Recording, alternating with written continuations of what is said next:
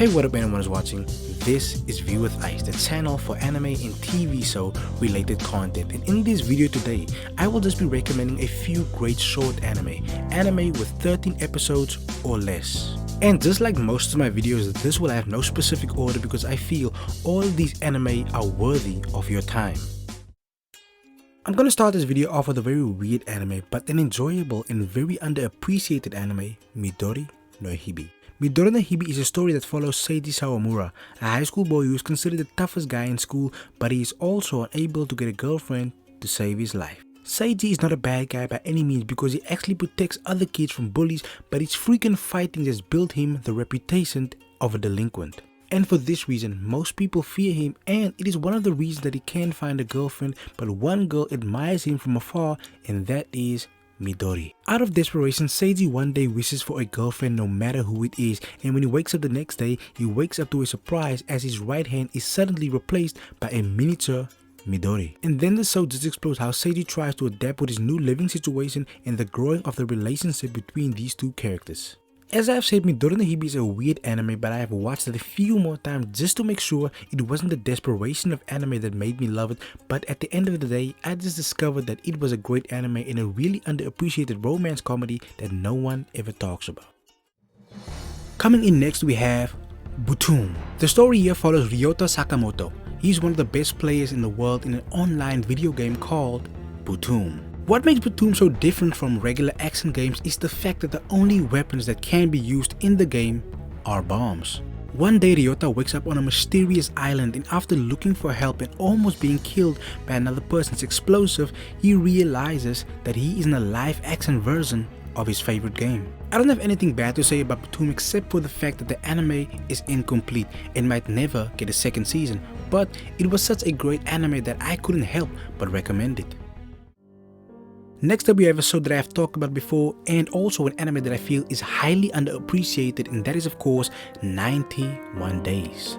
This right here is a revenge story that takes place in the United States during the Prohibition era, and it revolves around Angelo Lagusa. When Lagusa was a child, his family was murdered in front of him by the Veretti family. 7 years after the death of his family, he receives a letter, and with this, it sets him off on the path of revenge.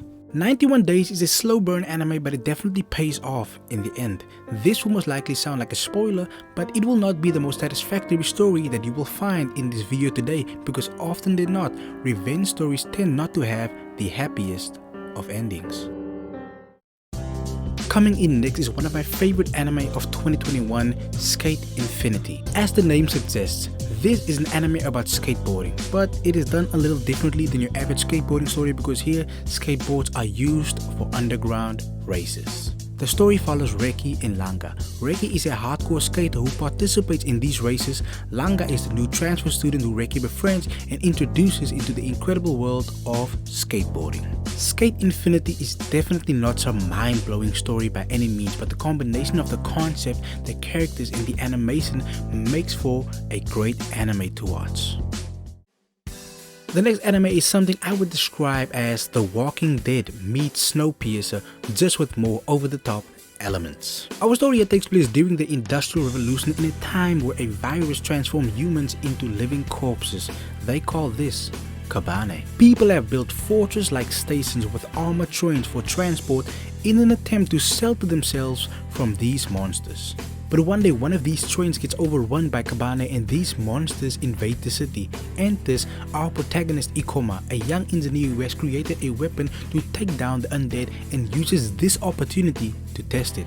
He then unfortunately gets infected but somehow manages to stop the infection and in the process becomes a Cabaneri, a hybrid between a human and a Cabane. For what it's worth, I consider this an underappreciated anime. It has all the elements to be more popular than it is. It has beautiful animation, great fight scenes, a decent story and great pacing. I just wish it had a few more seasons. Protagonists in comedy anime generally share the trait of being goofy, crazy, stupid, clumsy, or all of the above, but this one here takes a different route by making the protagonist perfect and it still manages to be funny. Our story here follows the incredible Sakamoto, a genius, an ace, a star player, a man who every female would fall for, someone who could do no wrong. But despite being flawless, Sakamoto always seems to find himself in the craziest of situations, but being him, he always gets out of it in the greatest of fashions, and it just makes him look cooler in the end. I have watched this anime about 3 times now, and every time it feels like I'm watching it for the first time. It could be because of my terrible memory, or it could be just that the show is that good.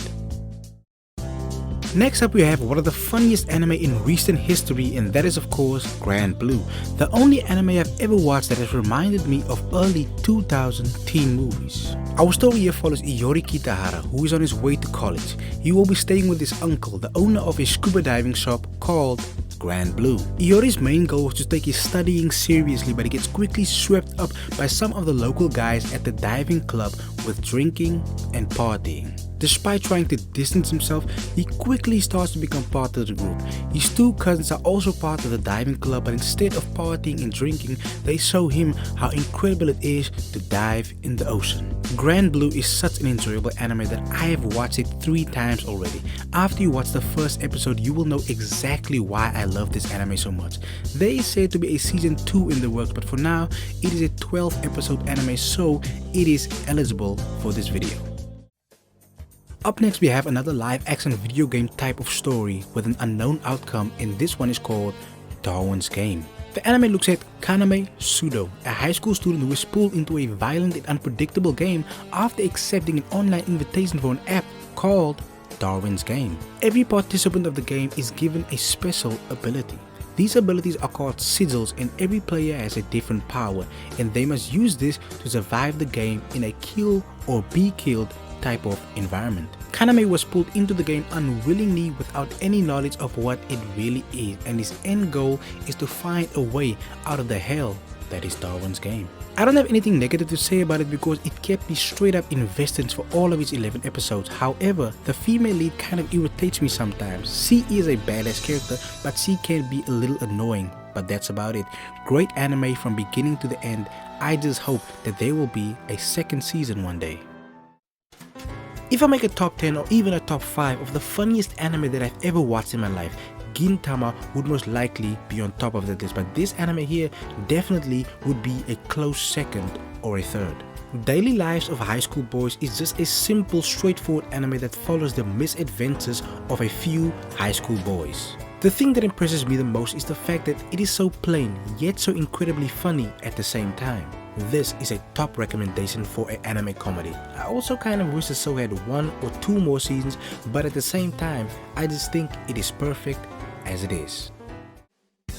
Ping Pong the animation is at this point highly respected in the anime community, but there are of course a lot of people who haven't watched it yet. And for those people, I just have to say, don't judge a book by its cover, because the first thing people critique about it when they first see it is the animation style. But I can tell you now, you have nothing to worry about because the animation style is perfect as it is. Just watch the show before making any final decisions, because this is without a doubt one of the finest anime you will ever come across in your lifetime. The title of the show already tells you everything you need to know.